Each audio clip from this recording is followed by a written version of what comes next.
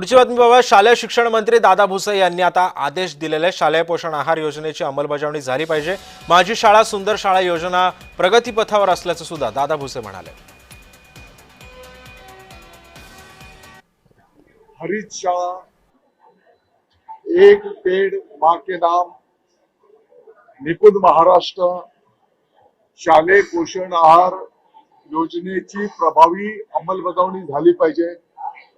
माजी विद्यार्थी संघ स्थापना करून शाळेच्या विकासासाठी प्रयत्न करणे, 5वी आणि 8वी शिष्यवृत्ती आणि MMS याचा परीक्षेचं प्रोत्साहन देणं,